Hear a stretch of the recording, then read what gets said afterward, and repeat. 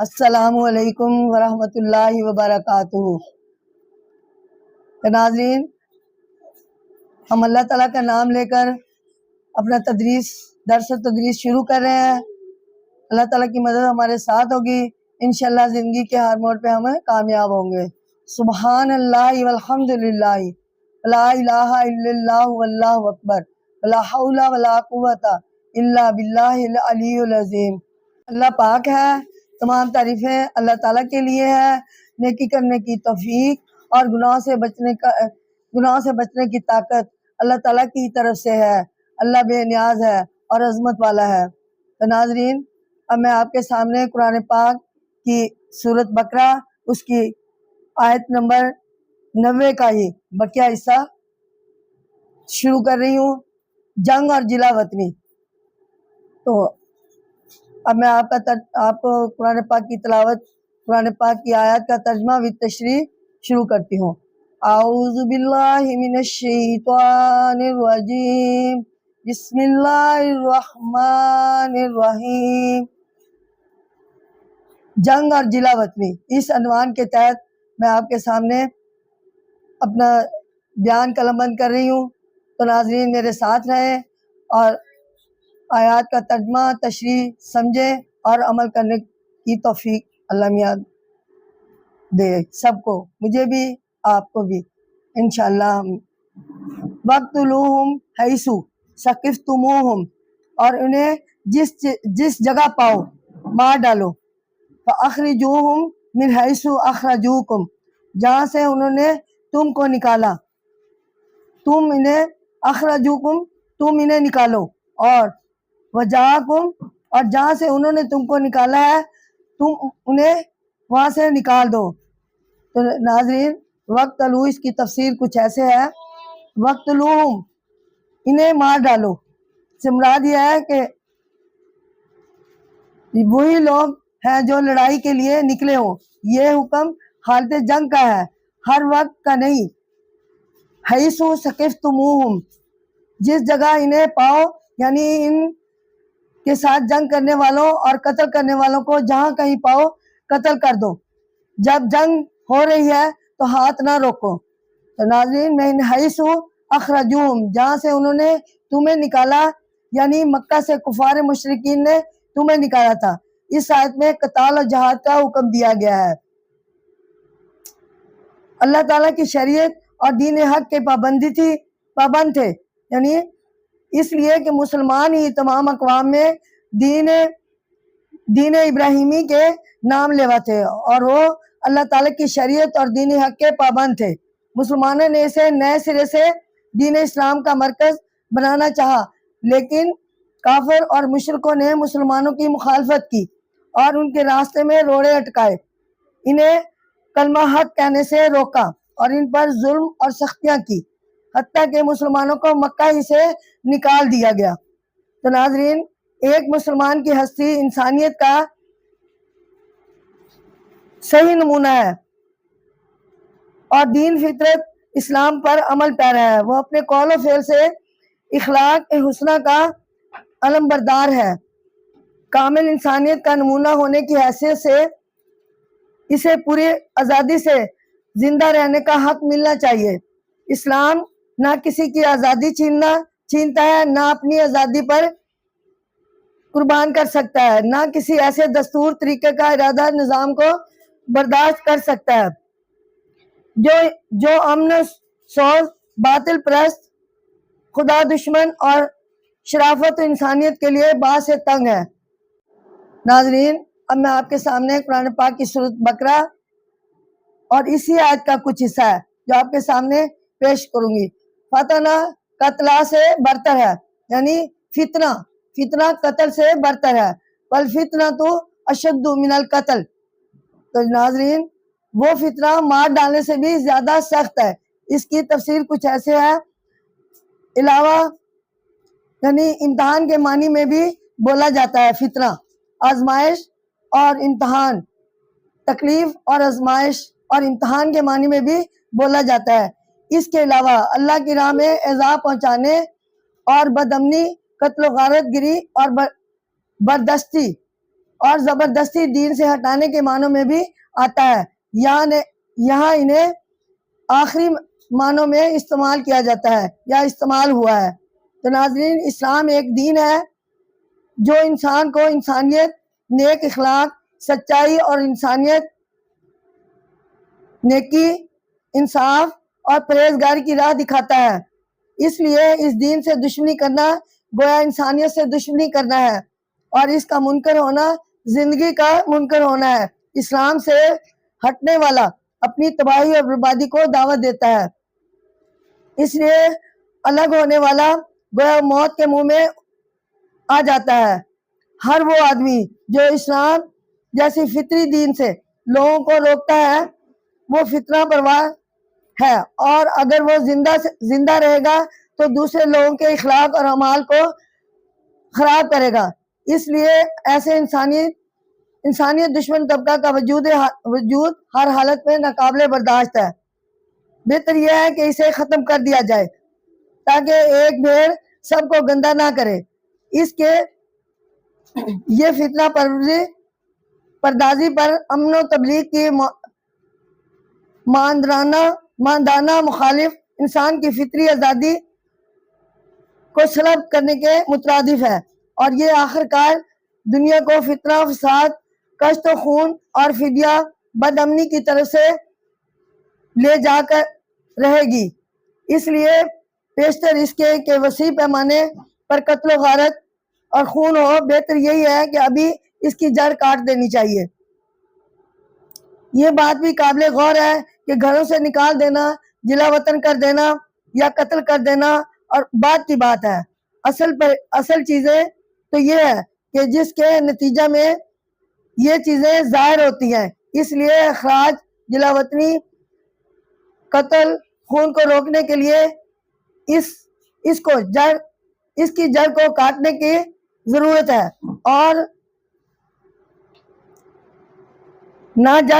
وہ جڑ ہے فتنہ کی تمام شکلوں کو سرے سے ہی ہٹا دینا چاہیے، خواہ اس کے لیے قتل ہی کیوں نہ کرنا پڑے، کیونکہ یہی وسیع قتل کو جنم دیتا ہے۔ قتل سے بھی اللہ تبارک تعالیٰ اور نہایت فتنہ فساد پھیلاتا ہے۔ قتل سے بھی اشد تر اور بری چیز ناحق فتنہ فساد پھیلانا ہے۔ اس لیے فتنے پر پرواز مفسدوں کو ختم کرنا انسانیت پر بہت بڑا آسان ہے۔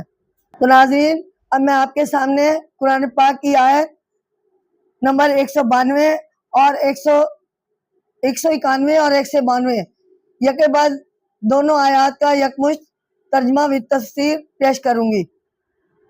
اور خانہ کعبہ کا احترام، اس کا عنوان کچھ اس طرح ہے: وَلَا تَقْتُلُوهُمْ عِنْدَ الْمَسْجِدِ الْحَرَامِ، اور ان سے مسجد حرام کے پاس نہ لڑو، حَتَّى يُقَاتِلُوكُمْ فِيهِ فَإِنْ قَتَلُوكُمْ، جب تک کہ وہ تم سے اس جگہ نہ لڑے، پھر فَإِنَّ قَتَلُوهُمْ، پھر اگر وہ تم سے لڑے، فَأَقْتُلُوهُمْ، تو انہیں مارو، كَذَلِكَ جَزَاءُ الْكَافِرِينَ، کافروں کی سزا یہی ہے، فَإِنِ انْتَهُوا فَإِنَّ اللَّهَ غَفُورٌ رَحِيمٌ، پھر اگر وہ باز آ جائے تو بے شک اللہ بخشنے والا اور نہایت رحم کرنے والا ہے۔ ناظرین، ان دو آیات کی تفسیر کچھ ایسے ہے: عند المسجد الحرام، مسجد حرام کے پاس، خانہ کعبہ کے چاروں طرف کئی میل کا علاقہ اصطلاح میں حرام کہلاتا ہے۔ اس کے حرام میں یہ بھی شامل ہے کہ جہاں جنگ نہ لڑی جائے اور کشت خون نہ کیا جائے، حتیٰ کہ جانوروں کا شکار بھی نہ کیا جائے۔ تو ناظرین، آیت کے ابتدائی حصہ میں بیان ہو چکا ہے کہ دین سے روکنا، فساد پھیلانا، ایذا پہنچانا اور بدرمنی اور غارت گری اور زبردستی دین سے ہٹانا فتنہ میں شامل ہے۔ تو فتنہ ہر حال میں دبانا چاہیے، خواہ قتل ہی کیوں نہ ہو۔ تو ناظرین، اس آیت میں یہ بتایا گیا ہے کہ اگر دشمن اسلام اپنی شرارتوں سے باز نہ آئے اور حرم شریف میں ہی جنگ شروع کر دے، تو پھر آپ کو بھی اللہ تعالیٰ اجازت دیتا ہے کہ تم بھی اس جگہ ان سے جنگ کر سکتے ہو، اور عام حالت میں حکم یہ ہے کہ خانہ کعبہ کے نزدیک جنگ اور خون ریزی نہ ہو، کیونکہ یہ گھر احترام اور امن کی جگہ ہے۔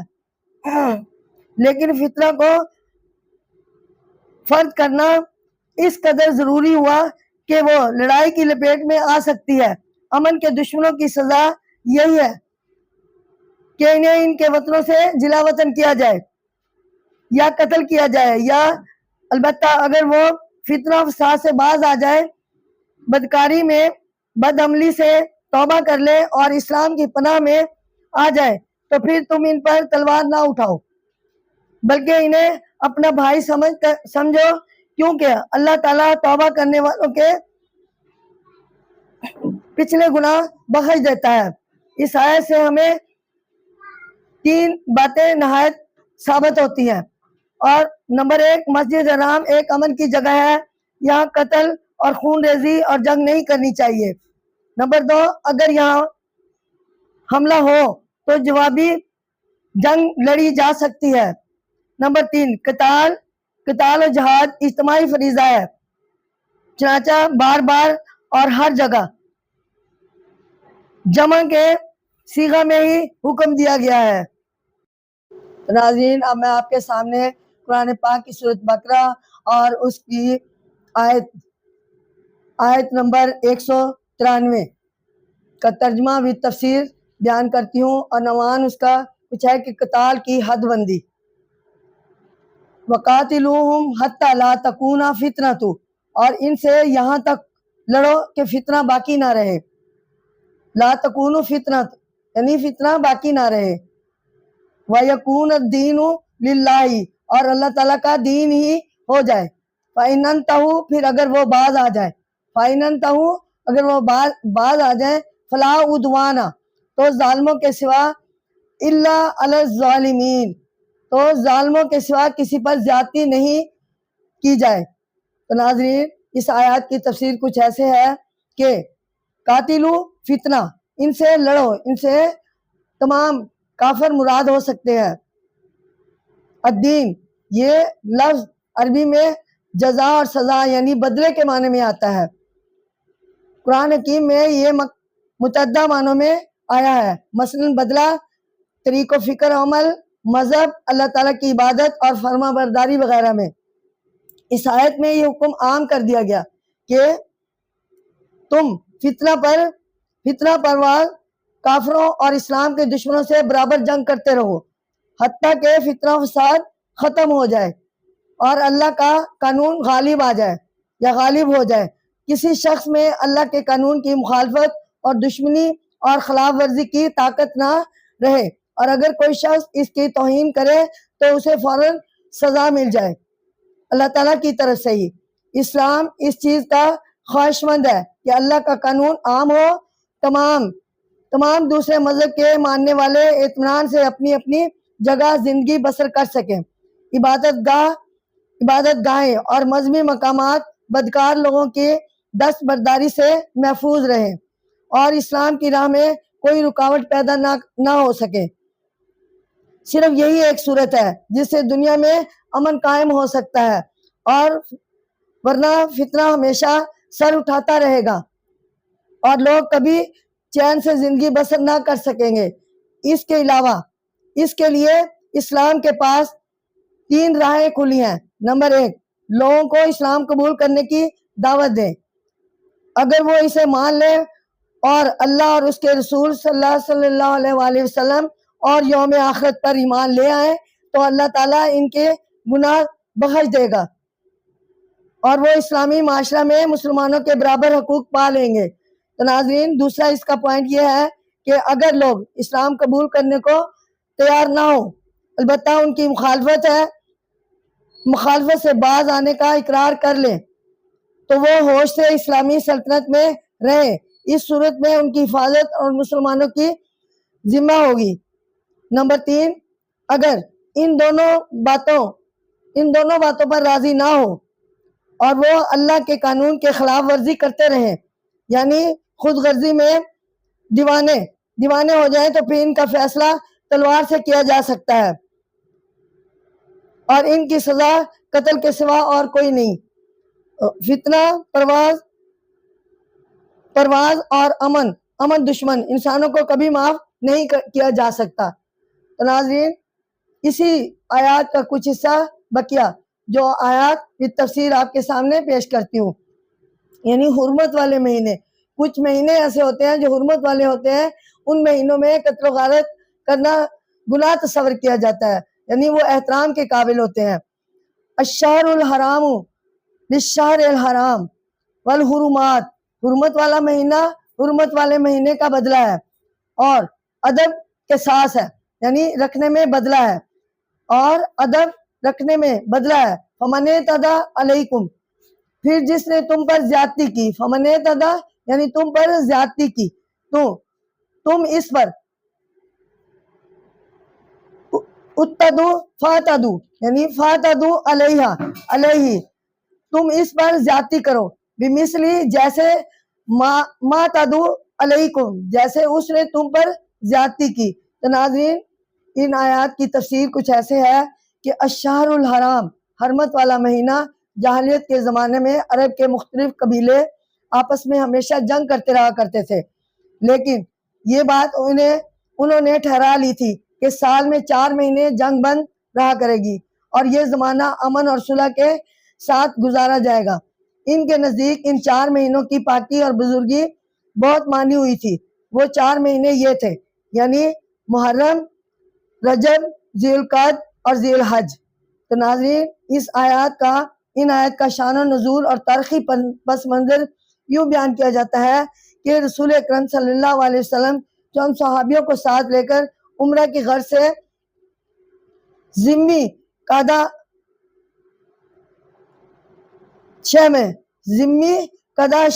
شہر میں مدینہ سے مکہ کی جانب روانہ ہوئے، لیکن وہاں کے مشرک آپ سے اور آپ کے ساتھیوں سے جنگ پر آمادہ ہو گئے، بلکہ تیر اندازی اور سنگ بازی شروع کر دی، یعنی انہوں نے اس مہینے کی خلاف ورزی کی اور انہوں نے اس مقدس اور حرمت والے مہینے کی بھی پرواہ نہ کی۔ یہ آیت اس مہینے کی طرف اشارہ کرتی ہے۔ اللہ تعالیٰ فرماتے ہیں کہ کسی مہینے کی حرمت اور عزت اس وقت تک باقی نہیں رہ سکتی جبکہ دوسرا فریق بھی اس کا احترام اور عزت کرے۔ اگر یہ نہیں تو پھر کسی مہینے کی حرمت کی بنیاد ہی نہیں۔ اگر دوسرا فریق احترام والے مہینے میں بھی جنگ سے باز نہیں آتا تو تم بھی ان کے مقابلے میں جنگ شروع کرو، اور اگر انہوں نے اس بات کا لحاظ نہیں کیا کہ یہ مہینہ حرمت والا ہے یا یہ کہ حرمت والی جگہ ہے یا تم مسلمانوں نے احرام باندھ رکھا ہے، تو پھر تم بھی تیار ہو جاؤ اور ہتھیار اٹھا لو۔ تو اللہ تعالیٰ نے کہا ہے جیسا کوئی کرے ویسا اس کے ساتھ کرو۔ تو اللہ تعالیٰ نے پابندی کے مہینوں میں بھی آپ کو مسلمانوں کو اجازت دی ہے کہ ان کا مقابلہ کیا جائے۔ اس کے بعد یہ بتایا گیا ہے اگر انہوں نے تمام حرمتوں کی پرواہ نہ کرتے ہوئے تم پر زیادتی کی ہے تو تم بھی ان کو جواب دو۔ یہاں لفظ اعتدال پر زیادتی کرو اس لیے آیا ہے کہ عربی زبان میں یہ محاورہ ہے کہ جس فعل کی سزا دینی ہے اس کی سزا کے لیے بھی وہی لفظ بولا جاتا ہے۔ مطلب یہ ہے کہ انہیں جواب میں سزا دو، قتل کرو، یہ مراد ہرگز نہیں تم بھی زیادتی کرو۔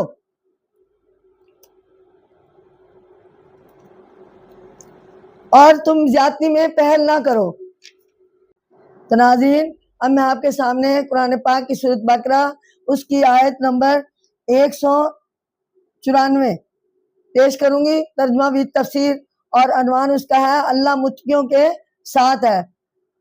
تو ناظرین، واتقوا اللہ واعلموا ان اللہ، اور اللہ سے ڈرتے رہو اور جان لو کہ اللہ مع المتقین، اللہ پرہیزگاروں کے ساتھ ہے۔ مع کا مطلب ساتھ ہے، تو اتقوا اللہ سے ڈرتے رہو۔ تفسیر کچھ ایسے ہے، پرہیزگاری تقوی اختیار کرنے کا یہ حکم قرآن مجید میں بار بار آیا ہے کہ ہر کام کرتے وقت اس سے خوف کھاؤ اور پرہیزگاری اختیار کرو، تقوی کی زندگی بسر کرو۔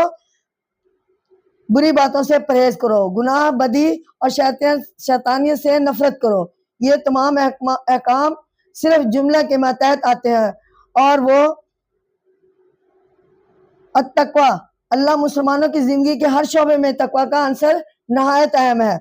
जब तक मुसलमानों के कौल फ़ेल और अमल ये चीज़ें नुमाया ना हो, इसका इस्लाम मुकम्मल नहीं हो सकता। तकवा इसे एतदाल सिखाता है, नेकोकारी की तरफ रिग़बत दिलाता है और बदकारी के दौरान बदकारी से दूर रखता है। इस वक्त तक तो नाज़रीन, हुक्म इबादत के बाद यानी इबादत के बाद, बनी इसराइल के तज़किरा के बाद, इखलाकी असूलों के जिक्र के बाद, क़िसास के बाद, वसीयत के हुक्म के बाद, रोज़े के हुक्म के बाद हर जगह तकवा को ही मकसूद और मतलूब बयान किया गया है। तो नाज़रीन, ये तमाम चीज़ें एक जगह एक मुसलमान की शान से बहुत ऊंची है, लिहाजा ज़रूरी है कि वो ख्वाह ज़िंदगी के किसी मैदान में हो, सरगर्म हो, एतदाल को हाथ से ना छोड़े। एतदाल पर कायम रखने के लिए इसे ये सबक सिखाया जाता है कि वो हर लम्हा अल्लाह ताला की हस्ती, उसके अहकाम और उसके हजूर हाजिरी को पेश नज़र रखे। वो समझे कि ये दुनियावी माल और मता और इज्जत और शोहरत सब आर्जी है, असल चीज़ अल्लाह ताला के हाँ कामयाबी है। इसलिए इंसान इंसाफ पसंदी से अगर आर्जी नुकसान होता भी हो तो उसे बर्दाश्त कर लेना चाहिए, क्योंकि अल्लाह ताला की मदद सिर्फ मुत्तकियों को ही मिलती है। और जाहिर है, जिसे अल्लाह की हमायत नसीब हो जाए, इससे ज़्यादा सआदतमंद, खुश नसीब और कामयाब इंसान और कौन हो सकता है। तो नाज़रीन, अब मैं आपके सामने अनफाक फी सबीलिल्लाह के अनवान के मुताबिक आपके सामने आयत नंबर 95 का तर्जुमा विद तफसीर पेश करती हूँ, साथ रहिएगा। वानफिकू फी सबीलिल्लाह वतुल्कू, और अल्लाह की राह में खर्च करो और अपनी जान, बिअयदीकुम, अपने हाथों, लत्तहलुकाती व अहसिनू, हलाकत में ना डालो, यानी अपनी जान अपने हाथों हलाकत में ना डालो। व अहसिनू इन्नल्लाह, नेकी करो, बेशक अल्लाह नेकी युहिब्बुल्लाह मोहसिनीन, बेशक अल्लाह नेकी करने वालों को दोस्त रखता है। मोहसिनीन युहिब्बुल्लाह, मोहसिनीन यानी अल्लाह नेक करने वालों को दोस्त रखता है। ला तलकू, तफसीर कुछ ऐसे है, बिअयदीकुम इला तहलुकात, यानी अपने हाथ से अपनी जानों को हिलाकत में ना डालो। तो नाजरीन, पहली आयत में जहाद का हुक्म था और इस जुमले से पहले अल्लाह की राह में माल और दौलत खर्च करने का हुक्म मौजूद है। गोया इरशाद रब्बानी ये है, जब मुल्क, मिल्लत और दीन और इस्लाम के लिए जहाद की जरूरत हो, माल कुर्बानी मतलूब है। इस वक्त बुखल से काम ना लो और अल्लाह की राह में दौलत सर्फ करने से हाथ ना रोको। ऐसा अगर करोगे तो गोया अपने पाँव पर खुद कुल्हाड़ी मारोगे, तो अपने आप को खुद हलाकत करोगे। इस तरह सिर्फ मुल्क और मिल्लत को नुकसान नहीं पहुंचेगा, बल्कि कौम की शिकस्त तुम्हारी शिकस्त होगी और दीन का नुकसान तुम्हारा नुकसान होगा। महज लोग इस जुमला का बिल्कुल गलत मतलब निकालते हैं कि जानबूझकर खतरे में ना कर दो और जान जोखिम में ना डालो। यहाँ इस जुमले से हरगिज ये मंशा नहीं है। बात सही है, लेकिन यहाँ इसका ना जिक्र है ना मौका है। तो नाजरीन, इस आयत में अल्लाह ताला की राह में अपने माल को खर्च करने का हुक्म है। दुश्मनों को कुचलने और फितना फसाद को दबाने के लिए अव्वल जानों की जरूरत होती है, ताकि अल्लाह के सिपाही जानों को हथेली पर रखकर जोश इस्लाम से मामूर मौत और हलाकत से बेपरवाह होकर मैदान जंग में कूद पड़े। तो नाज़रीन, और अल्लाह का नाम बुलंद करने के वाहिद मकसद के लिए जान लड़ा दें। तो इस मकसद के लिए दूसरे दर्जा पर माल और दौलत की जरूरत होती है, ताकि असला, हथियार और जंग का جنگ کے آلات خریدے جا سکیں۔ تو ناظرین، سپاہیوں کے پسماندگان کی کفالت کی جا سکتی ہے، شہید ہونے والوں کے یتیم بچوں اور بیواؤں کی ضروریات زندگی پوری کی جا سکتی ہے، فوج کے لیے خورد و نوش کی اشیاء فراہم کی جا سکتی ہے، اور محصور ہو جانے کی صورت میں سامان خوراک وغیرہ کا ذخیرہ کیا جا سکتا ہے۔ تو آسنو، نیکی کرو، احسان کے معنی میں سلوک اور نیکی کرنے کے ہیں۔ مراد یہ ہے کہ تم جو کچھ بھی کرو جس نیت اور اخلاص سے کرو، کوئی کام محض بیگار اتارنے اور قرض چکانے کے طور پر نہ کرو۔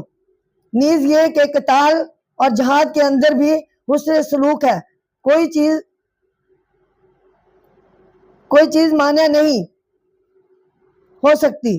حضرت محمد مصطفیٰ صلی اللہ علیہ وسلم نے حسن سلوک کی یہاں تک تلقین فرمائی ہے کہ جانور کو ذبح کرنے لگو تو اسے ایسے کرو کہ اسے کم سے کم تکلیف ہو۔ تو ناظرین، یہ 195 آیت کا ہی حصہ ہے جس میں حج کا بیان آتا ہے۔ تو اس کی تھوڑے سی معلومات میں آپ کے سامنے پیش کروں گی۔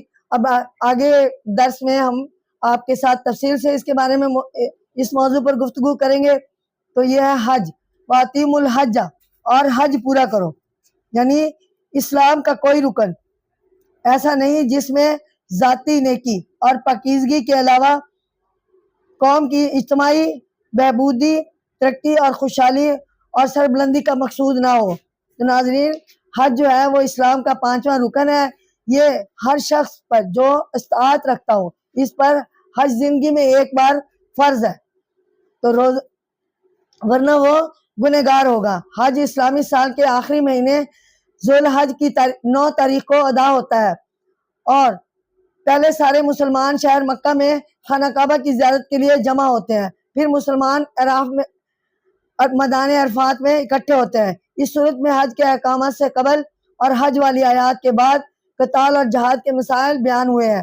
اس سے صاف ظاہر ہوتا ہے کہ دونوں کا آپس میں کس قدر گہرا تعلق ہے۔ تو ناظرین، حج میں خاص بات یہ ہے کہ روئے زمین کے تمام مسلمان ہر سال ایک مرتبہ مرکز اسلام یعنی خانہ کعبہ میں جمع ہوتے ہیں۔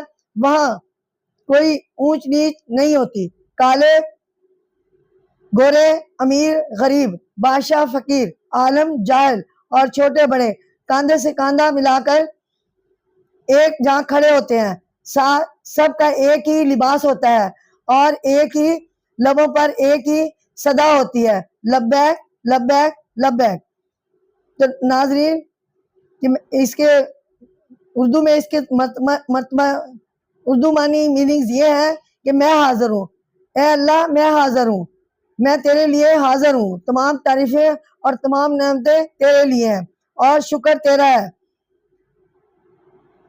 ہر حاجی احرام باندھتا ہے، یہ بغیر سلا ہوا ہر ایک کا ایک جیسا لباس مساوات، سادگی، یکجہتی اور عشق الہی کا اظہار ہے۔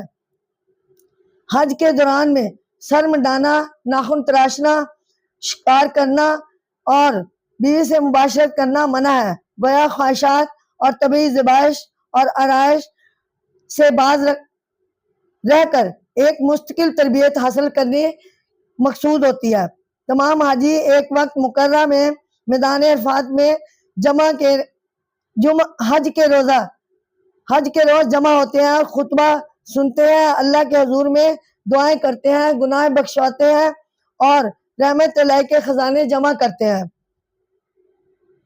پھر مینا کے اندر قربانی دیتے ہیں، صفا اور مروہ کے درمیان سعی کرتے ہیں، بیت اللہ کے گرد طواف کرتے ہیں، جمرات پر کنکریاں مارتے ہیں، حجر اسود کو بوسہ دیتے ہیں، آب زمزم سے عشق کی پیاس بجھاتے ہیں۔ تو ہر قسم کی معصیت، گناہ اور بدخلقی سے رکے رہتے ہیں، گویا گناہ بخشا کر آج سر نو زندگی کا حساب شروع کر رہے ہوتے ہیں۔ تو مبارک ہے وہ جنہیں حج کی توفیق ملے اور انہوں نے حج ادا کیا، حج کے مقاصد کو سمجھا اور آئندہ اپنی زندگی نیکی اور پاکیزگی سے بسر کی۔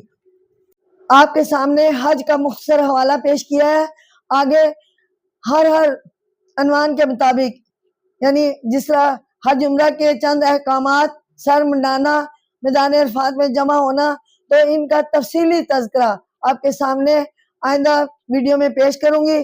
مجھے امید ہے کہ آپ میرے ساتھ رہیں گے اور انشاءاللہ عمل کریں گے، اور آئندہ اگر اللہ تعالیٰ سب کو حج ادا کرنے کی توفیق عطا فرمائے، اور وہاں کے جو جتنے بھی مناسک ہے وہ ہم صحیح طریقے سے پہلے سے پڑھے ہوں گے، سیکھے ہوں گے، تو ہم وہاں جا کر کوئی غلطی کا امکان نہیں کر سکیں گے اور نہ ہی ہوگی۔ انشاءاللہ ہم پہلے ہی سبق کو ازبر کر لیں گے۔ تو السلام علیکم، اللہ حافظ، آئندہ نیکسٹ کے لیے۔